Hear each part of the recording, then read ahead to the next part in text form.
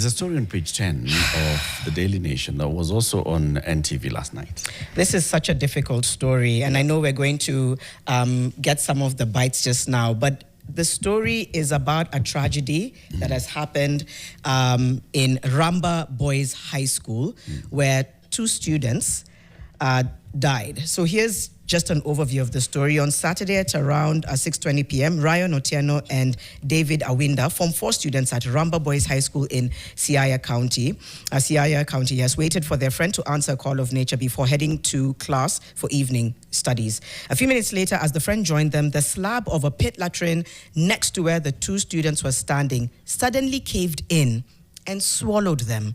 Now, luckily, quick response by other students who were standing by saved the unidentified friend as Ryan and David plunged to their death 30 feet deep.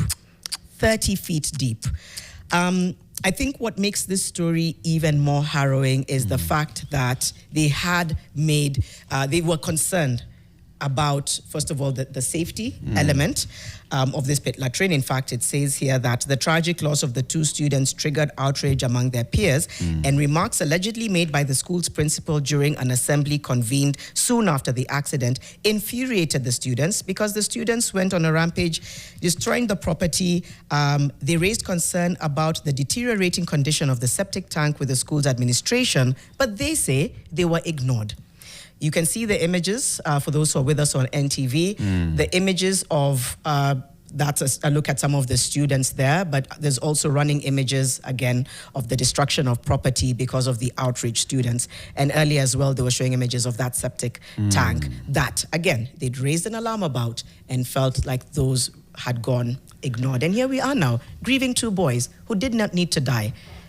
They said they had repeatedly warned the principal about it. One student revealed, we even submitted complaints through the suggestion box, but he dismissed our concerns, insisting that the tank was in good condition.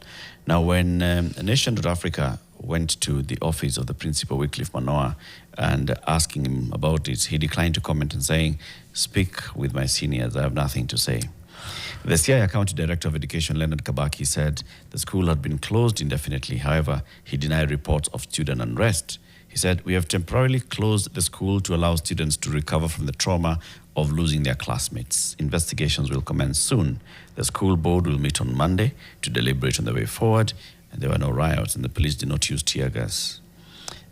You see, the point here is that there are 2 boys who are normal. There are 2 sets of parents and families that are now having to prepare for funerals and burial of young, promising boys who died because a septic slab caved in. And it wasn't just something that, this accident didn't just occur. It was a buildup of ignored signs and signals. And so the director of education for me comes in here, plus the principal. Because why did you ignore? Yeah. Why did you ignore?